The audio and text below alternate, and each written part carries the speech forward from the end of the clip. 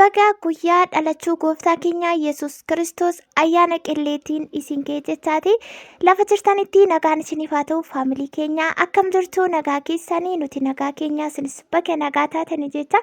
Guyyaan har'aa ayyaana gannaa baalii yookaan immoo ayyaana qillee keessattuu kiristaanotaa fi guyyaa addaa guyyaa baay'ee namatti toluu fi namni kamuu jaallatu ture. Bakka jirtanitti lafa jirtaniif akka jirtanitti biyya alaaf keessa jiraattanii ayyaanni ayyaana gaarii isiniif haa ta'u jechaati.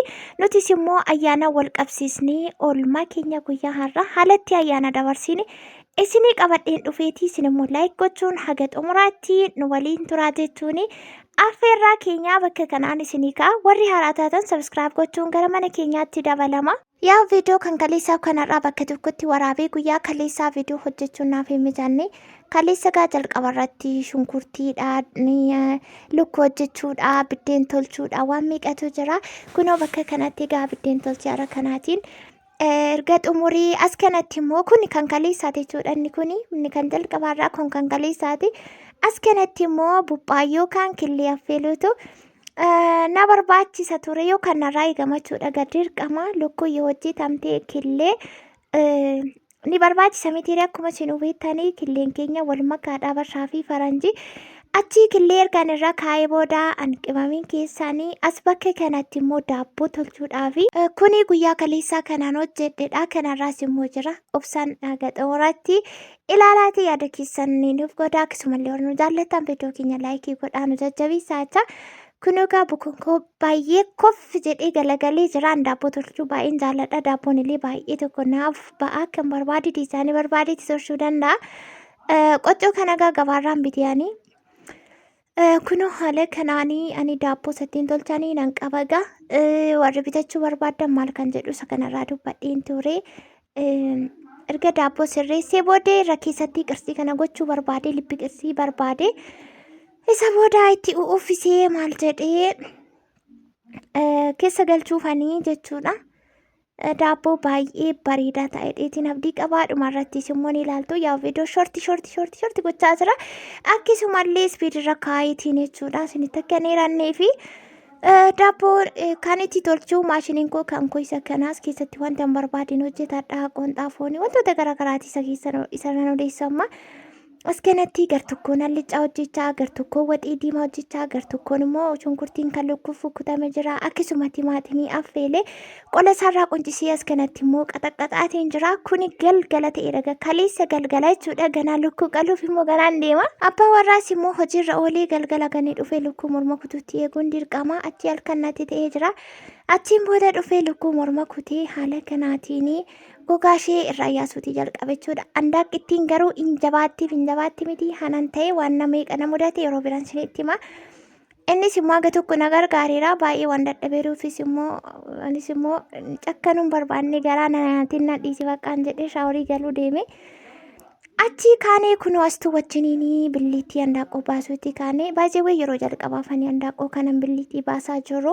Yeroo biyya jiru maatii bira jiru baay'ee xiqqoon ture. Yeroo maatiriin hojjettu waxii isa danfisuun beeka malee ittoosaa jechuudha. Billiitti baasuu hin beeku. Yeroo jalqabaa fidhanaafi hojiin kamiyyuu immoo hin beeku hidhanirraa siiqotu hin taane duruunfataniitti yoo cabsanidha kan baramu siniin jedha. Yaa akkuma isaatti xumurannee fidhannee as bakka kanatti immoo wantoota tokko kanan bitee kunoo isaan kuni ababaa kana kan teebilii nyaataa irratti hin qabuun ture duraanii sallee biteen ture. Gatiin isaa ababaan kun inni arongaadee fi inni adiin kun qodatti ishee qal'oo keessa teessu kana wajjin 1900 hin bitee ture. Qofaatti viidiyoo isin waraabuu barbaadan komentii irratti naa barreessaa. Kun isheen ammas tun akkas gootu kun birrii 1900. Inni diimaan kun immoo birrii 1500 jechuudha. Yaa hagan tokko ayyaana gochuuf yaaliin ture. Akkuma isiniin jedhee abbaa warraa biizina jalaa ta'ee bakka hin barbaade deemee meeshaan barbaade bitachuu hin dandeenye hin beeku magaala keessas. As kanatti immoo burcuqqoo baay'eetu mana keessa garuu immoo nuyi warri shamaraa kun rakkooma guddaa mushkilama qabnaan akka koomaraatiin jiru keessuma. Burcuqqoon kunis immoo baay'ee waan natti bareedee fi jookii isaa faana akkasumallee servisii qaba. Burcuqqoon kun waliigallisaa jookii isaa qabaatee servisii isaa wajjin bakka tokkotti birrii 2400. Kunoo gaa akkuma argitanii hababooticha bakka bakkatti hin barbaade tokko isa TV bukkeetti hin barbaade ture tokko immoo kan teebilii nyaataa irratti barbaadeen ture. Inni diimaanii TV bira taa'ee 5,500 isiniin jedheera. Inni teebilii irra taa'ee immoo qoduma isaa ishee qal'oo jala teessu sana wajjin 1,900 kun oshuma kana jechuudha. Viidiyoon badaa damaq jedhee hin mul'atu halkan ta'eera waan ta'eef erga lukkuu hojjedhee maal jedhee rafuuf jennee teebilii mana keessa waan tokko tokko sisirreeffannee maal jennee as kanatti immoo kanarraati jechuudha. Kuni kanarraati ganama yeroo churchii deemnu nutti barfatee maal jedhee fiigaa sokkinee namni viidiyoo yaadate hin jiru amma immoo galaatti jira jechuudha. Churchiitii galaa irraa kaameraamaaniin keenya Asteeridha. Kun uffata aadaa keessas gallee shaashan baay'achaa jira. Baay'ee tokko namatti tola, baay'ee nama gammachiisa. Bakki keenya warra hawwitan hojiraattan isinitti tolee ta'e waaqayyo wajjin sinaa ga'u bara baratti sinaa dabarsuu isiniin jechuun barbaada. Amma kaa keessummaa qaqqabna turre keessummaan duubaan nutti dhufuuf nu sardaa'eera. Ani immoo maal jechaan deema seetan beela'ee jechaan deema. Beelee bakka dafnee amma nyaata bira geenyutti jedhee ganamas xiqquma qammasnee sokkinee nutti barfannaanii silaa hojiin hin dhumu. Abbaan warraas immoo ganama mana hin turre bakka walitti buusanii sangaa bitanii qircaa wanta hin jiraame ta'e isa qaqqalaa oolanii achirra dhufe immoo barfatee waanuma xiqqoo qammasnee deemnee achirra dhufnu garuu karaa irratti beeleedhe kan biyya balleesse anaa jechuudha. Isa booddee kunoo gara mana keenyaatti dhufnee gibbii keenya gallee waa hunda qopheeffannee ba'aneerra. As kanatti maal seetanii akkamitti caammaa bakka kana keessuu jedheen balaa buusaa jira. Inni immoo natti qoosaan argitanii caammaa maaliif as keessanii erga caffeen firfirfame yeroo hunda immoo caffeen barandaa keessatti kishedhee nu eegeraa duun baay'ee gubaa. Achiin booddee akkasitti takka dhaabanne maal jennee ol seennee amma keessummaan nutti dhufaa jira. Biyyaa innitiin illee jira. Nyaanni waan meeqa hojjetameera. Ani nan beelee waanan jedhee ariifadhe bakka hawwuu jedhe. Achiin booda foon immoo ji'a waan jedhamu wayii giddii manyaatti naan jedha garuu ani hin jaalla'u foon ishee xiqqoo godhanne. Isa booda lukkuu nyaachuutti kaanee jechuudha. Gakkuun seera qabeessan tartiibeeffannee waan jiru gadi yaafannee nyaachuuf keessummaan nutti dhufaa jira. Dafnee buna waan tokko tokko jechuuf qabna. Ani immoo hammasittiin taa'uun abba'u hin obsuu kan jee ana jechuudha. Nan beelee baay'ee tokko beelee jee bakka beelee gaayis.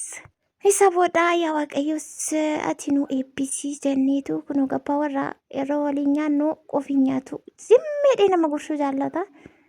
Akka daa'imaa jechuudha. Kunoo akkasittiin nyaata keenya dibbin goonee isaaniyyuu beelaaniiru garuu anumatu nan beelee maqaa baase malee karaa baase malee isaanuu beelaaniiru lakka. Akkasittiin nyaata keenya nyaannee waan hafe boodatti deebinee seeraan tartiibeeffannaa bayyaanitiinis ni jira.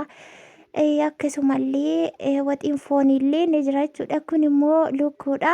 Wanti nuti bicirqi jedhee hin addaatas kanatti maaliif guyyaa aduu barriin banaadha. Magaarrajaa keessaanis hin zabaarraqa waan ta'eefu akkasii fi jechuudha waxiin keessan addaataman maal jettanii booda koomentii jalatti akka hin jarjarre rakkoon isa kanadha. Amma bakkuma kanatti dhaabuu fi ariifachaa kan jirru buna akaa'uu maal jechuudhaaf deemaa irraa keessummaan nutti dhufa waan ta'eefu asitti dhaabata viidiyoon keenya jechuudha. Kan biraatiin immoo paartituu isaatiin immoo ayyaanuma qilliin kan wal qabatee deebisneetu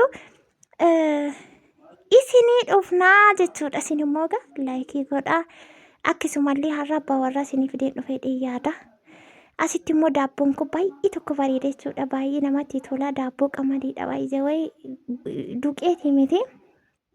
Daabboo qamadiin natti tola. Baalaan hin tolchee leenkoo saala kanaan tolcheetii. Innillee baay'ee tokko mi'a baay'ee bareeda jechaa jira. Abbaa warraa koomentii kennaa jira. As kanatti daabboo mummuraa jira. Ani immoo buna akaa'uufinii jechuudha. Bakki isinillee kunoo as kanatti qophaa'eetu jira. Yaa ganaaf inni yeroo jalqabaaf kan ayyaana gannaa waliin dabarsini. Akkasuma immoo gaayis wanti hundumtuu akka miidiyaa irratti ilaalan miti warra ayyaana irratti fataazanaa hidhanii suura kaamaal gochaa oolanii warra nyaata alaa xalabatan jechuudha. Lukkuu manatti hojjetanii waanuma tokko manatti hojjetanii alaati nyaanni ufaa fi isaan mana keessa fataazanaa jechaa jiru. Garuu mana keessatti hojjechuun baay'ee tokko waan meeqa nama dagachiisa biizii nama godha. Amma gara yaada biraattiin goruu as kanatti immoo ani buna akaa'uu jalqabee fandirraallee duraan fan addaaseen ture. kunuas kan abbaa warraas immoo taa'ee jira. Astuunis immoo amma dhufti sagantaan buna akaa'utti jirra.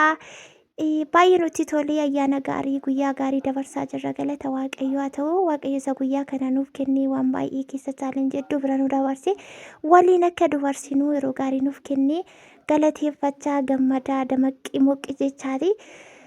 Jirra jechuudha astuunis dhuftee kunoo akka ilmoo qamalee as jidduu buuteerti inni immoo taraasaa ka'ee ishee as tanaaggaduuf daabboo kennaafii jira.